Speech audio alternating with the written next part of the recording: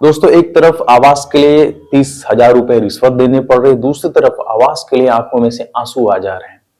दोस्तों मैं बात कर रहा हूं प्रधानमंत्री जी की। प्रधानमंत्री जी एक बार फिर उनके आंखों में से आंसू आ गए, और जब भी प्रधानमंत्री जी की आंखों में से आंसू आते हैं या वो रोते हैं तो बीजेपी पार्टी ये कहती है कि प्रधानमंत्री जी ने अपने जीवन में बहुत स्ट्रगल किया है, वो बहुत गरीबी से हैं, उन्होंने बहुत गरीबी झेली, इसलिए उनको उन दिनों को याद करके उनकी आंखों में से आंसू आ जाते हैं। वहीं अगर विपक्षी दलों की बात की जाए तो विपक्षी दल ये कहते हैं कि प्रधानमंत्री जी एक तरह से पूरी तरीके से नौटंकी करते हैं, फरेब करते हैं। दोस्तों अब ये कितना सच है कितना गलत है तो ये लोग जानेंगे, पहले आप प्रधानमंत्री जी की इस वीडियो को देख लीजिए। ये चीजें देखता हूं, मन को इतना संतोष होता है। इन हजारों परिवारों के सपने जब साकार होते हैं, और मैं जाकर के देख के आया, मुझे भी लगा कि काश मुझे भी बचपन में ऐसे घर में रहने का मौका मिला। तो दोस्तों ये वीडियो है मध्य प्रदेश के शोलापुर जगह का, जहां पे रैली संबोधन कर रहे थे प्रधानमंत्री जी मोदी जी, और उन्होंने अपने बचपन को याद करके रोने लग जाते हैं कि शायद बचपन में भी इस तरह के मकान मिले होते तो क्या जिंदगी होती। तो मैं प्रधानमंत्री जी से बस इतना कहना चाहूंगा, प्रधानमंत्री जी जिस दौर में आप पैदा हुए थे उस दौर में भारत की जनसंख्या 80 से 90% जो जनसंख्या थी वो कच्चे ही मकान में रहती थी, उतने बढ़िया मकान नहीं थे। तो उस वक्त की स्थिति यही थी। बहरहाल अगर प्रधानमंत्री जी आपको इतना ही रोना आ गया आवास को देख के, इतने अच्छे मकान को देख कितना ही रोना आ गया कि काश हमको भी ऐसा मिला होता, तो इन औरत का भी आपको जवाब दे देना चाहिए।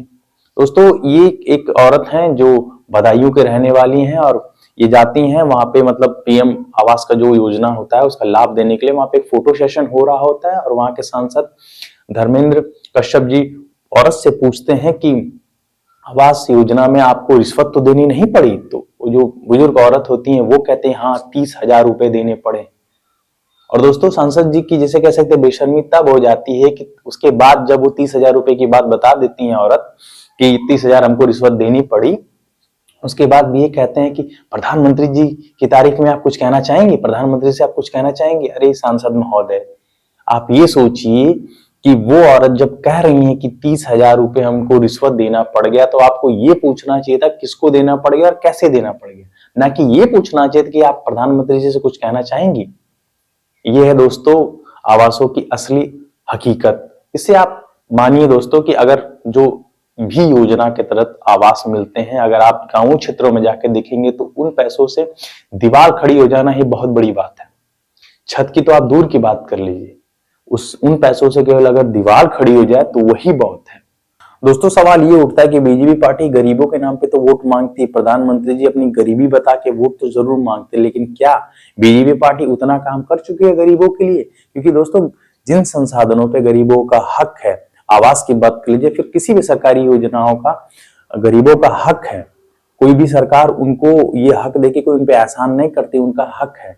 तो लेकिन उनमें भी उन लोगों को अगर रिश्वत देना पड़ जाए तो सोचने वाली बात है, तो बहुत बड़ा प्रश्न चिन्ह हुआ ना, ये तो बहुत बड़ा प्रश्न चिन्ह हो गया।